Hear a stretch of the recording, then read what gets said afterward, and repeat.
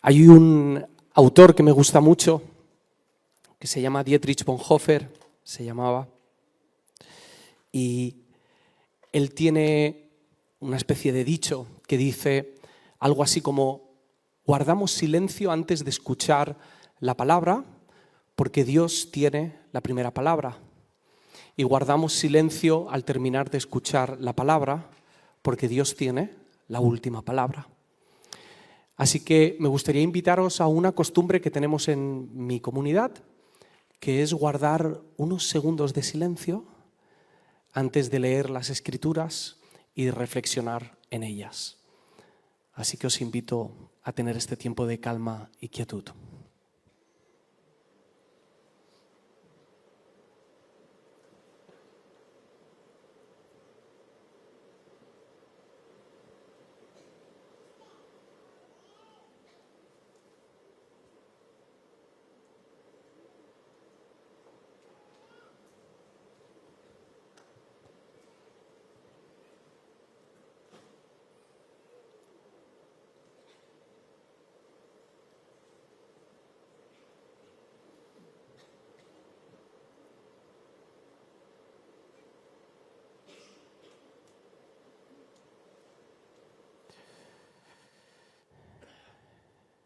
Espíritu Santo, te pedimos que extiendas el lugar en el que viven nuestros pensamientos y nuestros sentimientos, nuestras decisiones y nuestras emociones, para que tu palabra pueda encontrar un sitio en el que reposar, echar raíces, crecer y dar fruto.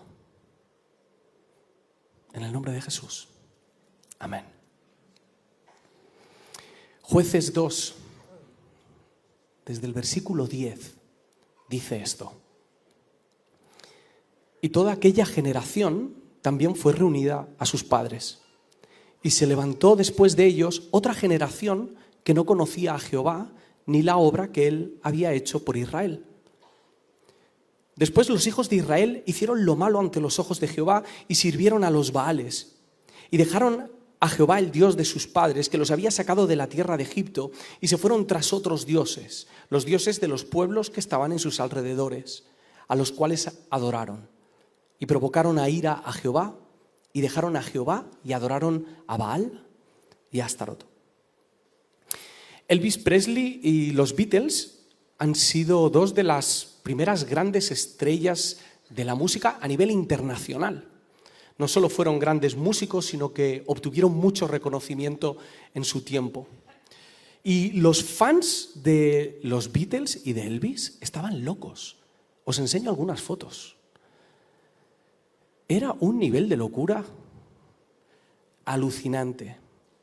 Ellos perseguían a los artistas desde el aeropuerto hasta los hoteles, hasta los sitios de concierto, hacían horas y horas o pasaban días y días haciendo fila para comprar entradas, hacían lo que hiciese falta con tal de estar cerca de ellos. Me encanta esta foto, por cierto, la chica está entregadísima y el policía está sufriendo como si no hubiese tenido bastante con hacer oposiciones, ahora tiene que vivir esto. Dormían en la calle, se desmayaban, entraban en éxtasis. Después vinieron Michael Jackson, Madonna, Backstreet Boys, Justin Bieber. Luego más adelante Praxis, Marcos Vidal, eso fue ya unos años después.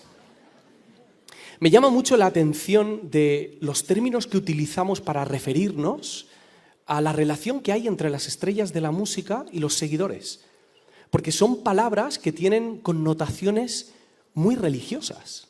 A los seguidores les llamamos fanáticos. La palabra fanático deriva de la palabra fanum, que es templo o santuario. Hoy llamamos fanático a cualquier persona a la que le guste mucho un cantante o un deportista. Pero antes se usaba para referirse a las personas que tenían mucho fervor religioso. Y aunque tú y yo no conociésemos el significado etimológico de esta palabra, todos sabemos que un fanático es aquel que vive muy entregado a algo o a alguien, demasiado entregado. Es curioso que algunas de las expresiones que hemos visto de los fans en estas imágenes nos podrían recordar mucho a algunas de nuestras reuniones, a esos momentos de epifanía, de entrega, ¿no?, de revelación de Dios. La palabra que usamos para referirnos a la celebridad o al músico, el deportista, es la palabra ídolo. Esta palabra viene cargada también de muchísimas connotaciones religiosas y espirituales. Tanto es así que a los cristianos, por lo menos los que llevamos unos cuantos años, nos cuesta mucho utilizar la expresión ídolo. Es bastante difícil decir cosas como tú eres mi ídolo o esta persona es mi ídolo, como que sentimos algo dentro que nos dice que no deberíamos estar diciendo eso. Suena fuerte. El texto que hemos leído antes, el de Jueces, está en un libro que narra la decadencia de un pueblo que ha entrado en un bucle. Están en un ciclo y ese ciclo más o menos es el siguiente.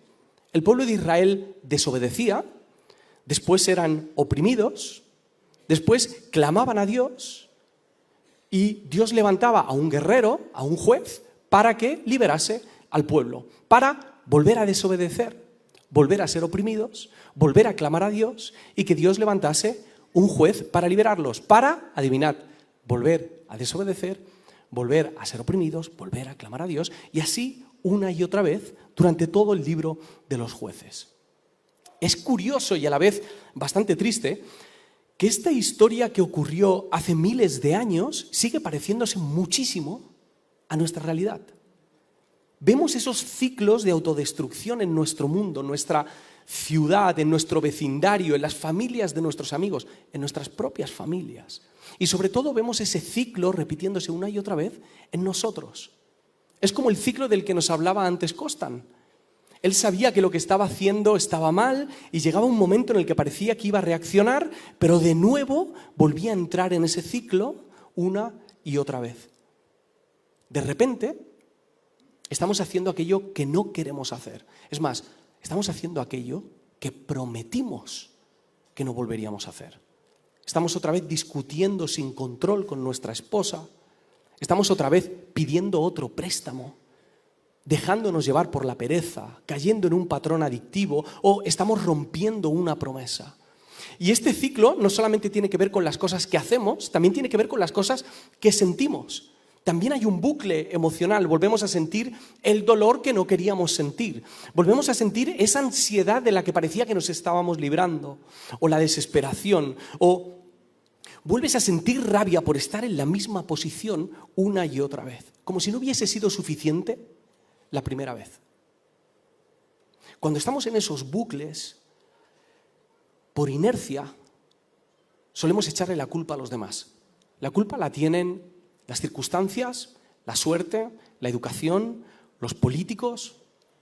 La culpa la tiene mi jefe. La culpa la tienen, sobre todo, mis padres.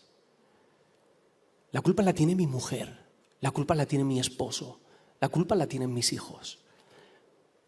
Pero el texto que hemos leído apunta en otra dirección y relaciona estos ciclos autodestructivos con la idolatría. Me explico. Jueces 2. Y se levantó después de ellos otra generación que no conocía a Jehová ni la obra que él había hecho por Israel.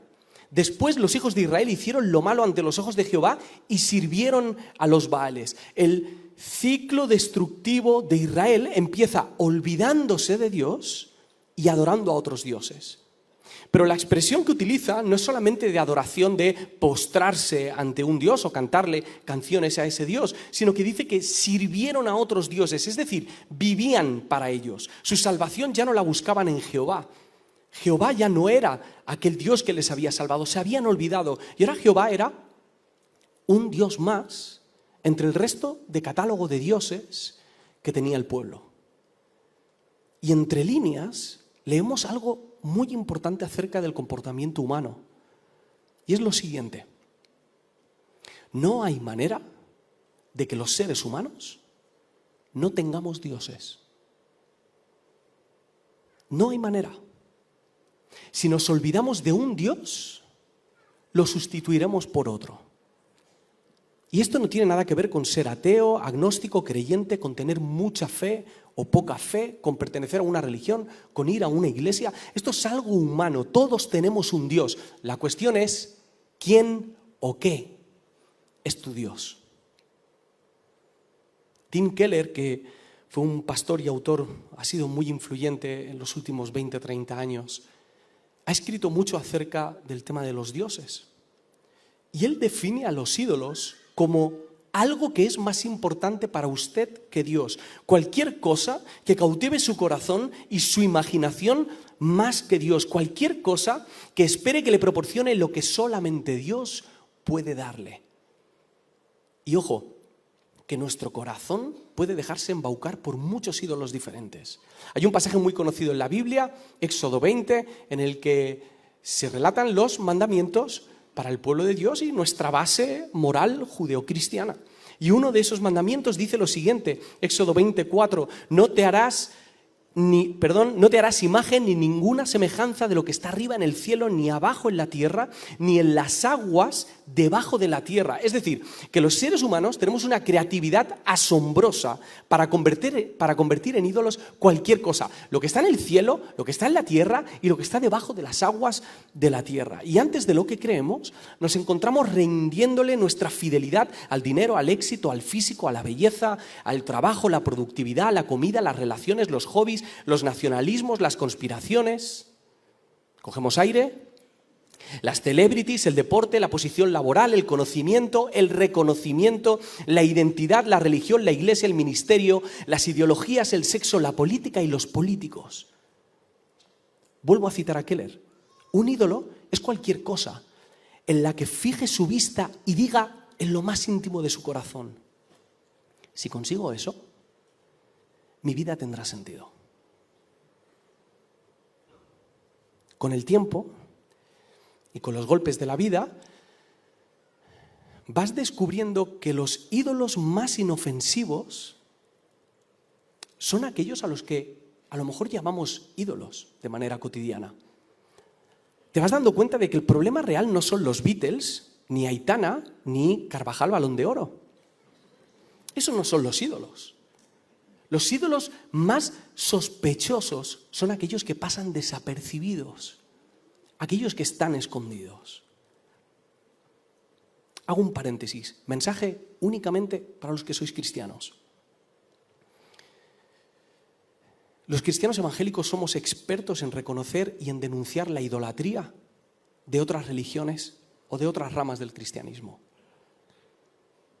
Pero somos muy torpes descubriendo la idolatría de nuestros propios corazones.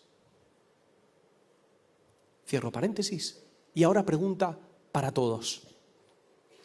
¿Y si ese ídolo tiene gran parte de la culpa de tu ciclo de autodestrucción? ¿Y si ese ídolo es lo que te ha metido en ese bucle del que no puedes salir? ¿Y si resulta que no es culpa de los demás? Y si es así, ¿cómo puedo descubrir quién es ese ídolo en mi vida? Os propongo una cosa para esta mañana. Vamos a seguir tres pistas internas que pueden ayudarnos a descubrir y a conocer a nuestros ídolos. Ahora, aviso para navegantes, conocer a tus ídolos no te va a resultar tan emocionante como pensabas. Pero os aseguro que vale la pena.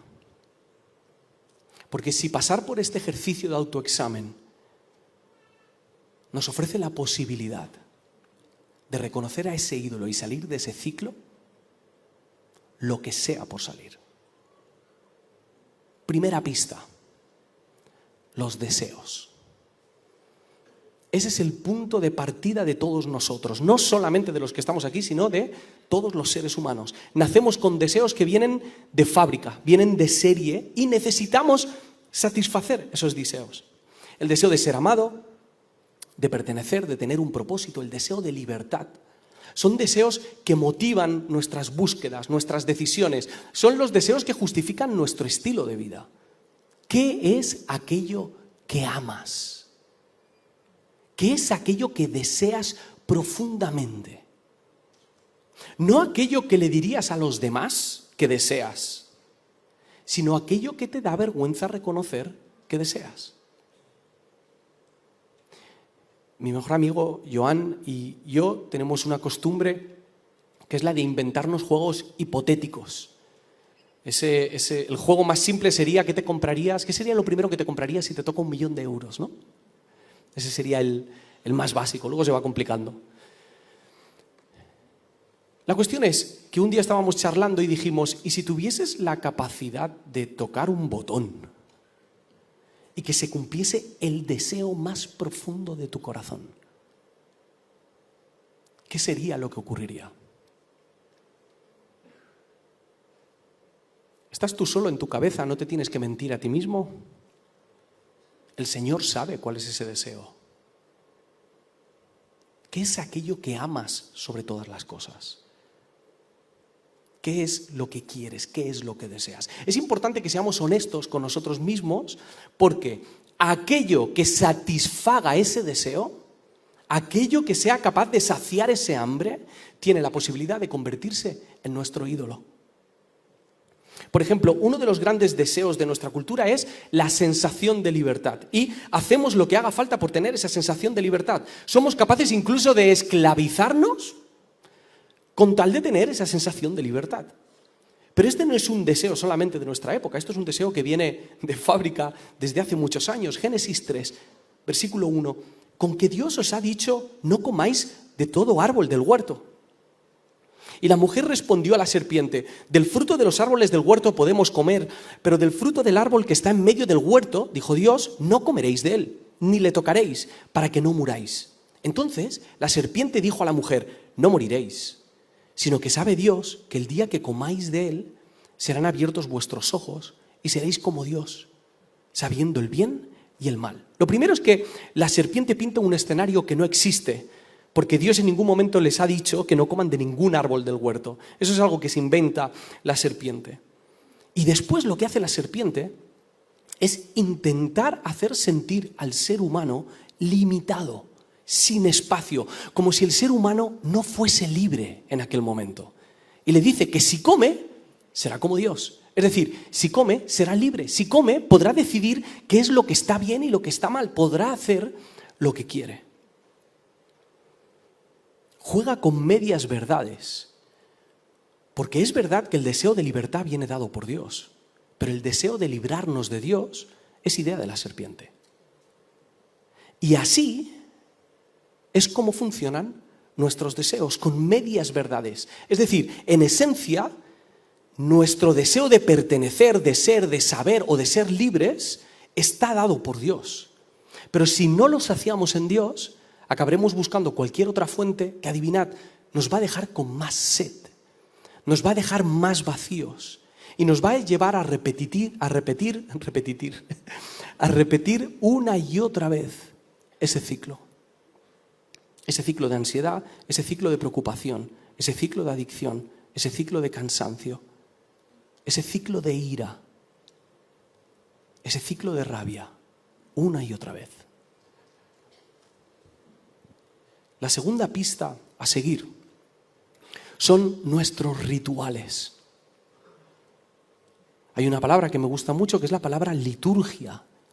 Una liturgia es el conjunto de rituales, de ceremonias, de oraciones, de prácticas religiosas que se llevan a cabo en un culto de adoración religiosa. Por ejemplo, hoy hemos tenido una liturgia. Hemos empezado con un tiempo en el que hemos cantado canciones, mientras se estaba orando, después ha habido una presentación, hemos tenido un momento de entrevista con Costan y ahora estamos compartiendo la palabra y después estaremos una hora decidiendo fuera dónde vamos a ir a comer, para encontrarnos todos en el mismo centro comercial. Esos son nuestros rituales y nuestras liturgias. Y la Biblia habla acerca de esto en muchas ocasiones. Por ejemplo, el libro de Levítico cuenta cómo era la liturgia del pueblo de Israel. En el libro de los Hechos vemos cómo era la liturgia y los rituales de los primeros cristianos, la oración, la comunidad, la generosidad. Pero los ídolos también tienen su liturgia y sus rituales. Uno de los ídolos que aparecen en el libro de Jueces es Baal y sus rituales incluían oraciones, danzas, sacrificios, incluso hacerse daño físico. Y aunque nos cueste imaginarlo, nuestra cultura y nosotros también tenemos rituales. Somos animales litúrgicos, no podemos evitarlo. Os pongo un ejemplo. Si tu ídolo es la política, te levantarás por la mañana, lo primero que harás será leer alguna red social, ver las noticias mientras tomas un café, y después, enfadado, verás otro programa de La Tertulia. En el trabajo sacarás tiempo para hablar sobre el político de turno con alguno de tus compañeros, volverás a abrir tu plataforma, tu red social favorita para volver a enfadarte, encenderte y hacer algún comentario. Comentarás con mucha rabia cuando no estés de acuerdo, darás like y lo compartirás cada vez que estés de acuerdo. En WhatsApp aprovecharás en el grupo de la familia y le mandarás una pullita a tu cuñado porque él es de otro partido político. Luego llegará la noche, volverás a encenderte y frustrado entrarás en la cama, extrañado de por qué la política no es la solución que debería ser. Y así, un día y otro día. Todos conocemos a alguien así. Y si no lo conoces, eres tú. Por lo que sea. Os pongo otro ejemplo. Si tu ídolo son las posesiones, no irás a la iglesia, pero pasarás la mañana en el centro comercial para gastar un dinero que no tienes. Pasarás horas probándote ropa y haciéndote fotos en el probador, contándole en historias de Instagram. Invertirás tus energías emocionales en decidir qué te vas a comprar, porque es súper importante. Volverás a tu casa con la sensación de que no deberías haber comprado tanto o de que no deberías haber comprado eso. Te meterás en la cama, abrirás Instagram y te saldrá un anuncio de lo que realmente quieres. Y tú serás un adorador en ese momento y dirás: gracias, Señor, porque tú conoces mis deseos. No es Dios, es el algoritmo que te conoce mejor que tú mismo y te está diciendo cuál es tu deseo. Y seguirás con tu liturgia una y otra vez hasta que logres comprar aquello que crees que sí te va a llenar del todo. ¿Cuáles son tus rituales? ¿Cuáles son las cosas a las que dedicas más tiempo? ¿A qué ídolo estás sirviendo con esas liturgias? La tercera pista que debemos seguir son nuestros sacrificios. Porque todos los dioses exigen algo, siempre. En tiempos bíblicos ofrendaban alimentos, bebida, trigo o sacrificaban animales o incluso habían sacrificios humanos. Siempre piden algo. ¿Qué es lo que están exigiendo de ti los ídolos de este tiempo? Una manera de identificarlo sería esta. Observa tu vida, piensa en cómo han sido, por ejemplo, tus últimos 5 años. ¿Qué tenías antes que ya no tienes ahora? ¿Qué has sacrificado en estos 5 años? Quizá el ídolo del éxito te ha llevado a sacrificar tu paz mental. Quizá el ídolo del dinero o del trabajo te ha llevado a sacrificar la relación con tu esposa y con tus hijos. O el ídolo de las redes sociales y la búsqueda de validación te ha robado esa paz interior, o incluso te han llegado a robar a tus amigos de carne y hueso. O puede que hayas sacrificado tu futuro, o tu integridad, o tu atención, o tu valor como hijo de Dios, o tu amor a Jesús. ¿Qué has perdido en estos 5 años? ¿Qué has sacrificado? Porque puede ser que observar ese sacrificio nos ayude a descubrir quién es nuestro ídolo. Cuando observamos nuestros deseos, nuestros rituales y nuestros sacrificios, estamos un poquito más cerca de conocer a nuestros ídolos. Pero como os decía antes, este ejercicio puede resultar un poco incómodo y doloroso porque al conocer a nuestros ídolos, en realidad nos vamos a conocer a nosotros mismos. Quiero leeros el Salmo 115, desde el versículo 3. Dice: nuestro Dios está en los cielos, todo lo que quiso ha hecho.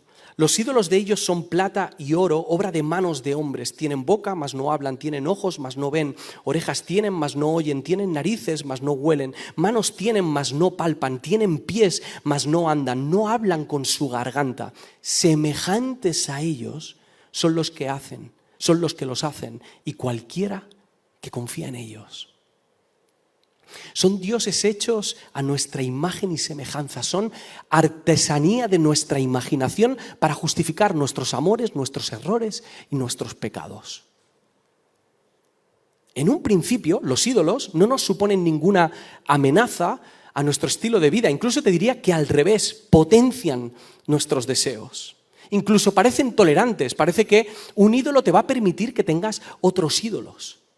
No exigen exclusividad, pero al final, y lo sabes por experiencia, se hacen con tus deseos, se hacen con tus rituales y se hacen con tus sacrificios.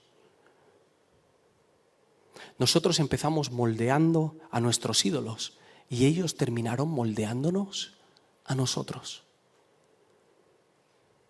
Nos deshumanizaron. El cual, siendo en forma de Dios, no estimó el ser igual a Dios como cosa a que aferrarse, sino que se despojó a sí mismo, tomando forma de siervo, hecho semejante a los hombres, y estando en la condición de hombre, se humilló a sí mismo, haciéndose obediente hasta la muerte y muerte de cruz. Por lo cual, Dios también lo exaltó hasta lo sumo y le dio un nombre que es sobre todo nombre, para que en el nombre de Jesús se doble toda rodilla de los que están en los cielos y en la tierra y debajo de la tierra. La lengua confiese que Jesucristo es el Señor, para gloria de Dios Padre. Este texto es demoledor, porque mientras los hombres pretendemos convertirnos en dioses, Dios se convirtió en hombre. Colosenses dice que Él es la imagen visible del Dios invisible. Jesús nos libra de esa tendencia que tenemos a crear dioses. Dios se hace tangible para que sus discípulos, los de aquel tiempo y los de hoy, podamos verle, escucharle, podamos verle caminar. Y es su vida, y es su sacrificio, no tus sacrificios, los que te permiten decir con confianza esta frase clave para empezar a derribar nuestros ídolos: Jesús es el Señor. Jesús es el Señor. En una cultura llena de ídolos, decir que Jesús es el Señor significa que confiamos en Él para cada área de nuestra vida. Porque mientras sigamos separando nuestra vida secular de nuestra vida espiritual o nuestra vida sagrada de nuestra vida en la calle, mientras sigamos haciendo esa separación, seguiremos siendo idólatras en potencia. Seguiremos siendo carne para los dioses. Si no abrazamos la verdad de que Jesús es el Señor en cada área de nuestra vida, seguiremos buscando a deidades alternativas que nos protejan, nos prosperen, nos empoderen, que nos liberen. Dioses que nos complazcan en todos los rincones de nuestra vida, en los que no hemos dejado que Jesús sea el Señor. Dicho de otra manera, en todos esos rincones de nuestra vida en los que todavía no hemos dejado que Dios nos ame. Esos rincones en los que seguimos pensando que nosotros nos vamos a amar mejor que nuestro Señor. Quiero terminar con una pregunta.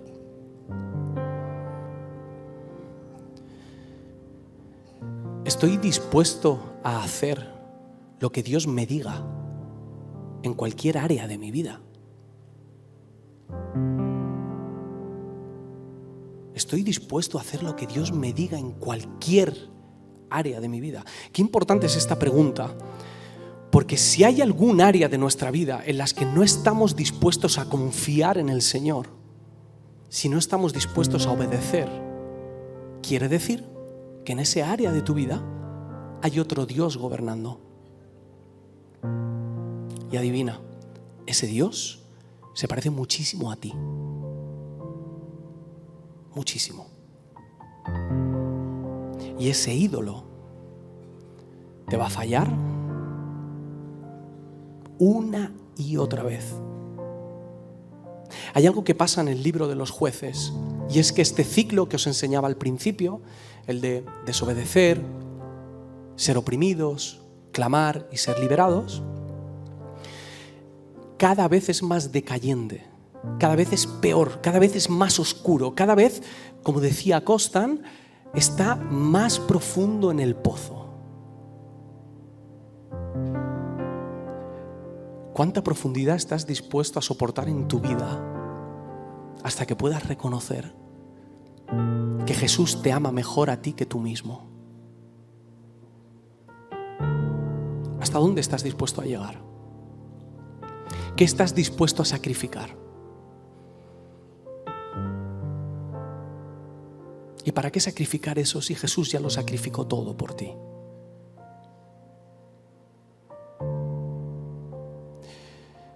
Durante el próximo minuto vamos a estar en silencio. Y os pido, sé que la cabeza va a salir volando a otros temas y distracciones. Os pido por favor que en este minuto podáis intentar descifrar con la ayuda del Espíritu Santo cuál es ese ídolo en vuestra vida. Y después hacemos otra cosa. Tenemos un minuto de silencio.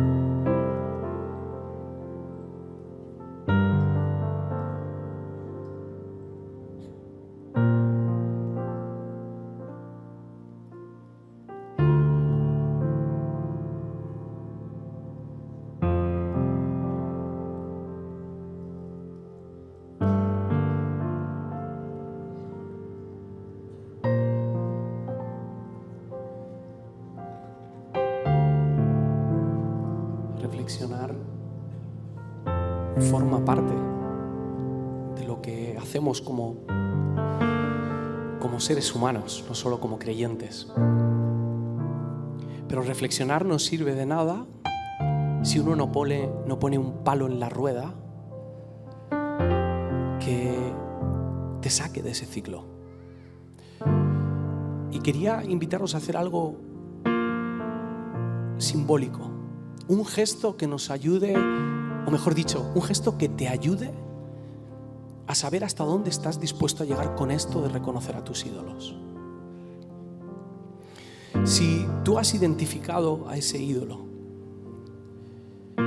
y quieres dejar de confiar en él para empezar a confiar en Jesús, en ese área de tu vida o en toda tu vida, especialmente si es la primera vez que te has planteado algo así como decir que Jesús es el Señor de tu vida. Si tienes esa decisión, esa inquietud de decir, quiero seguir a Jesús, te pido que sin ningún temor te pongas de pie para que podamos orar por ti. No tengas vergüenza.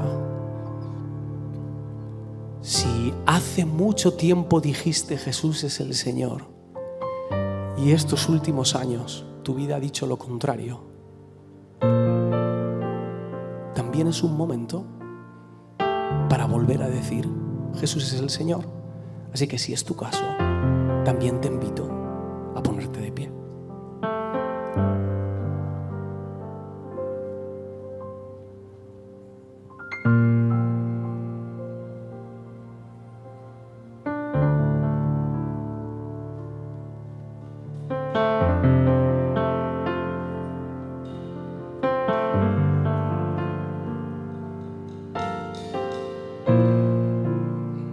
Qué alegría. Qué alegría.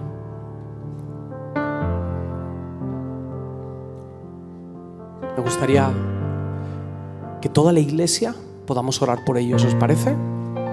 Los que estáis sentados podéis echar un vistazo alrededor para ver quiénes son las personas que están de pie.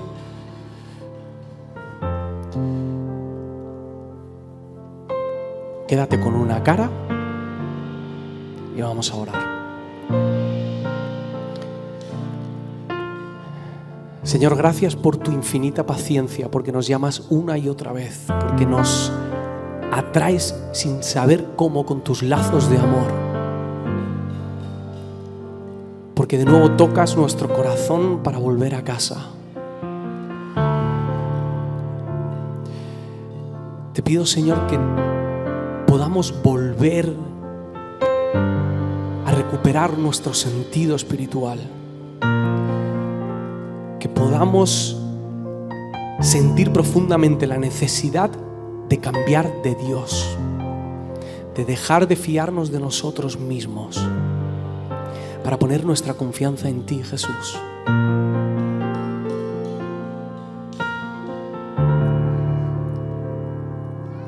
Que los ídolos en nuestra vida vayan menguando hasta que tú te conviertas en el Señor de cada área de nuestra vida. Jesús es el Señor de mi vida. Jesús es el Señor de mi vida.